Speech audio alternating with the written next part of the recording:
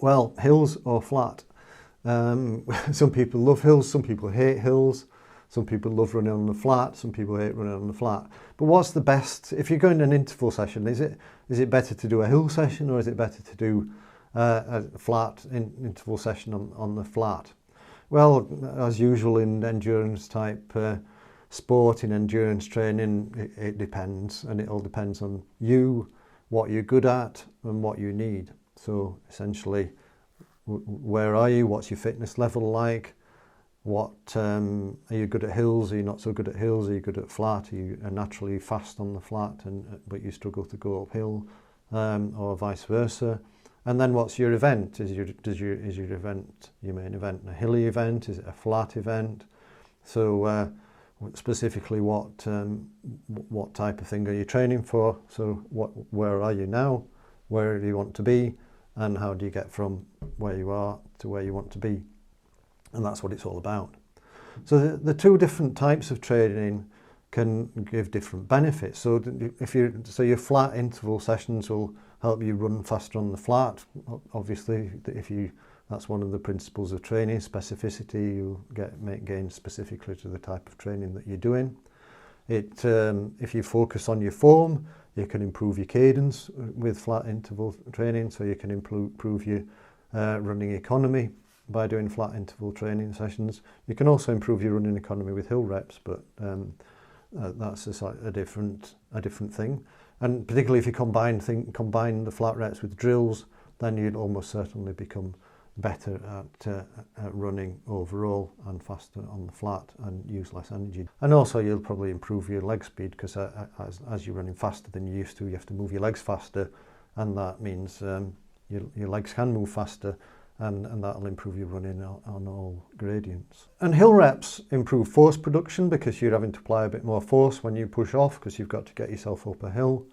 Your arms move more, you're using your arms more to drive yourself forward and upwards. So that can be useful if you don't use your arms very much. Having a good upper body can be helpful to both your flat speed and your uphill speed. And if you're doing hill reps, you need to concentrate again on cadence, but because you're not going quite so fast, you don't really move in your legs as fast. So you don't get the leg speed benefits, but even if you run at a similar cadence, because you're not moving your leg as far, your steps are shorter when you're going uphill because you're going slower. So the leg speed element doesn't come into it as much, but you are applying more force. So as you can see, they have different specific benefits. But because running is running, then getting better on the flat can improve your running uphill, and getting better on the hills can improve your running on the flat. But you just have to get the balance right. So how do you do that? Well, you can take two approaches. One approach might be to do some hill reps and some flat reps in your training week.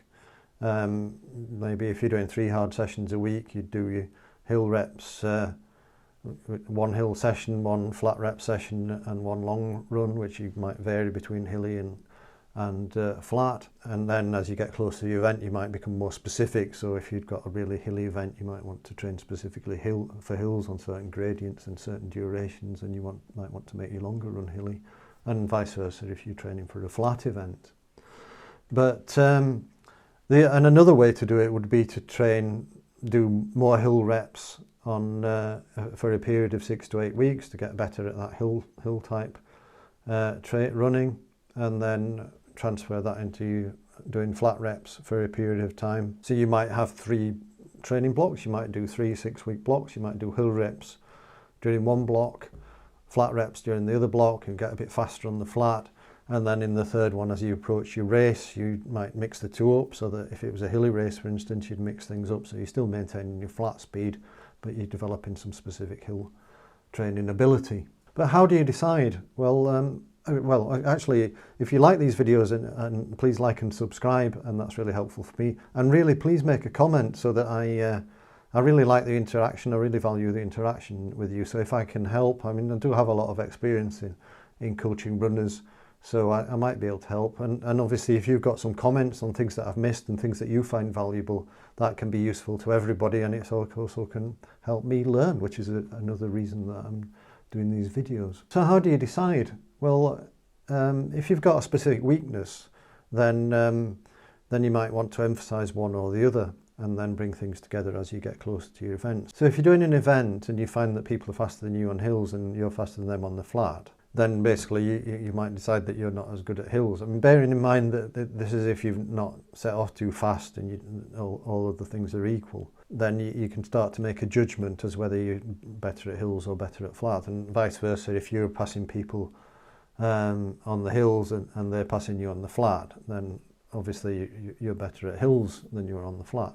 And if you're about even, then you might want to use the mixed approach just to maintain your ability in both areas, and build on your general fitness, and think about something other that's more specific to your needs for your event. If you do identify a weakness, then that the approach that I suggested earlier would probably work for you. So if you're weak at hills, do a block of 6 weeks of hill reps, primarily with obviously, you include some flat running, maybe make your endurance runs, some of your endurance runs flat, because you don't want to be just doing hills, because you'll just get a lot worse at flat. And then and test. So do a 10-minute hill might be a good test if you run at a specific heart rate in one of your training zones, and see whether you get faster. So you might want to do it at your around about your anaerobic threshold, or a little bit lower. Maybe 95% of your anaerobic threshold heart rate or power, and see how that goes. If you get faster, you know you've improved, and then do 6 weeks of flat running, and then mix it all up and do something specific to your event. And the opposite, if you're not so good on the flat but you're good at hills, then it might be worth spending some time trying to develop your running economy on the flat, and then mix in a few hills as you get closer to your event. I think you'll make some good gains if you take that approach. So like everything, it's about what do you need specifically for your event, what are you good at, what are you not so good at, and where do you need to make improvements. And I hope that's useful, and I'll see you in the next video. Bye.